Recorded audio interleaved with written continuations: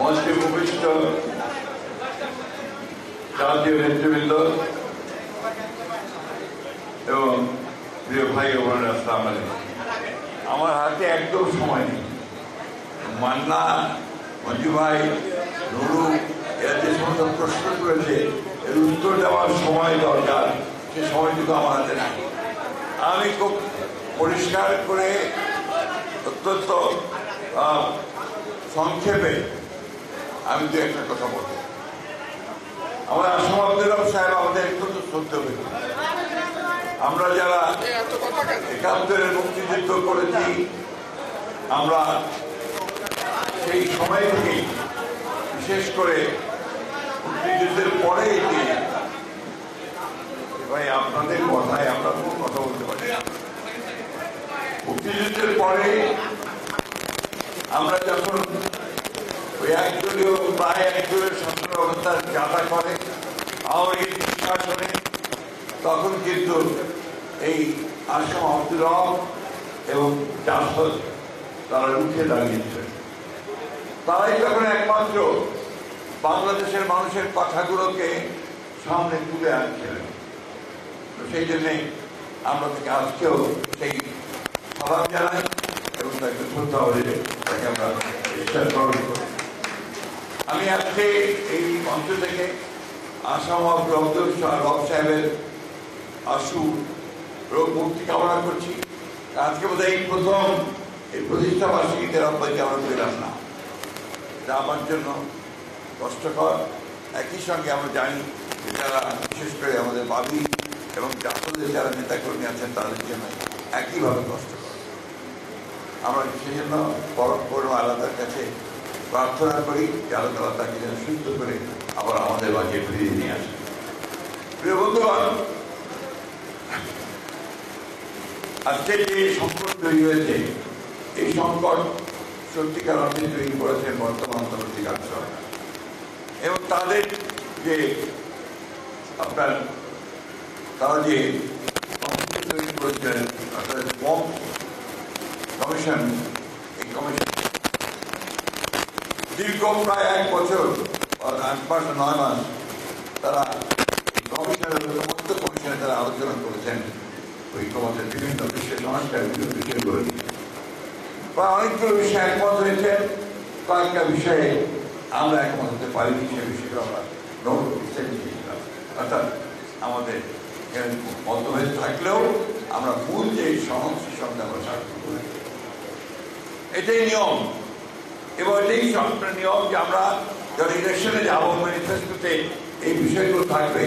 জনগণ যদি আমাদের ভোট দেয় তাহলে আমরা সেই বিষয়গুলো আবার সামনে নিয়ে আসবো, সেগুলো আমরা পার্লামেন্টে পাস করে আমরা দেশের যে পরিবর্তন, সেই পরিবর্তনটা নিয়ে আসবো।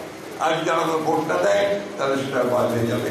আবার সেটা যখন সাবমিট করা হলো, বৃষ্টি হচ্ছিল, মনে আছে আমরা সনদ স্বাক্ষর ১৭ তারিখে, সেই দিন বৃষ্টি হচ্ছিল, তার আগে আবার গোলযোগ হয়ে গিয়েছে, সব কিছু লন্ডভন্ড হয়ে গিয়েছিল।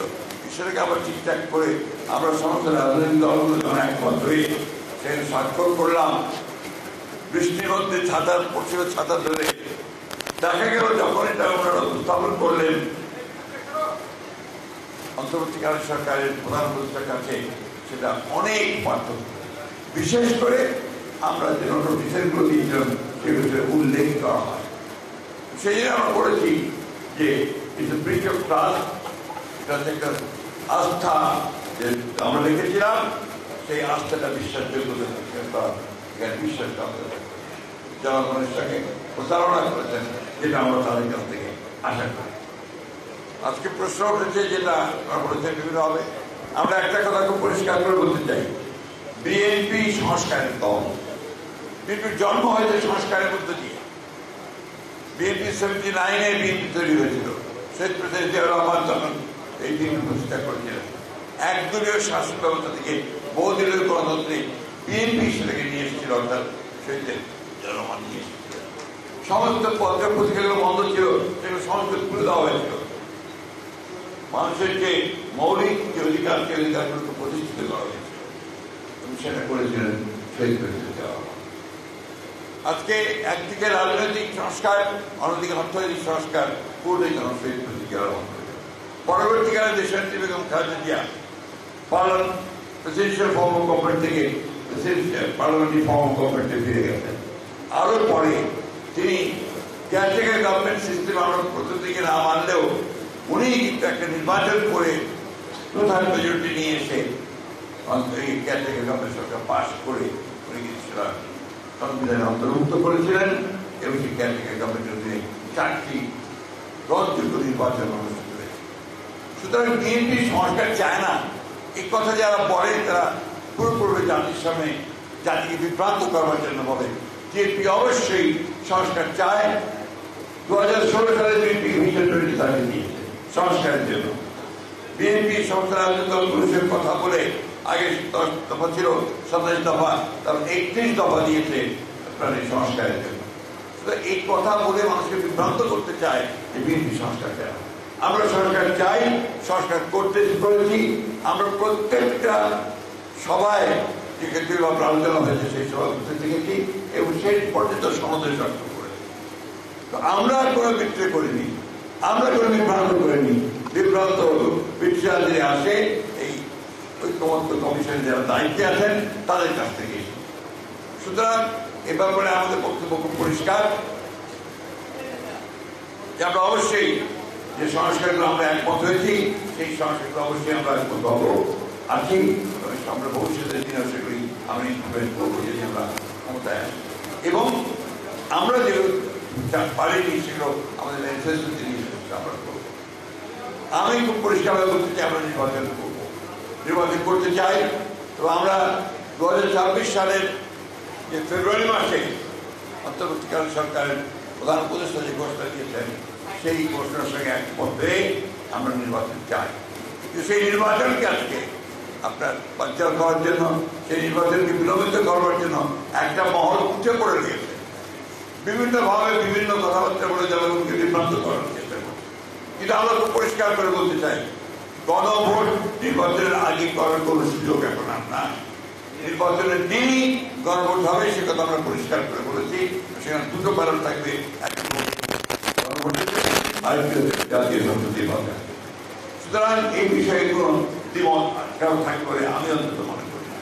আজকে যারা এই নিয়ে গোলমাল করছেন, রাস্তায় নেমেছেন, তাদেরকে অনুরোধ করবো দয়া করে জনগণকে অনেক বিভ্রান্ত করেছেন, অনেক করেছেন, সেগুলো আমি বলতে চাই না। এক সময় আমরা এই দেশের সকল মানুষের চাহিদা ছিল পাকিস্তান স্বাধীন হয়ে, আপনারা সেটার বিরোধিতা করেছেন।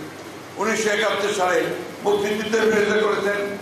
আজকে দয়া করে জনগণ যে নির্বাচন চায় সেই নির্বাচনের বিরোধিতা করবেন না।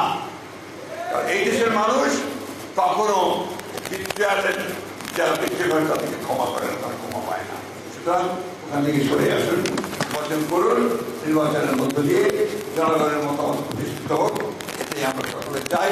জনগণের সরকার গঠিত হোক এবং এই সংকট থেকে আমরা উত্তরণ ঘটাতে পারি, সেদিকেই আমাদের যাওয়া দরকার, যেতে হবে। আমরা অবশ্যই আমাদের মিত্রদেরকে নিয়ে, যাদের সঙ্গে আমরা দীর্ঘ 15 বছর লড়াই করেছি, একসাথে কাজ করেছি, তাদেরকে সঙ্গে নিয়ে আমরা সরকার গঠন করতে চাই। এবং খুব পরিষ্কার কথা আমরা বলছি, আমরা জাতীয় সরকার গঠন করতে চাই নির্বাচন করে।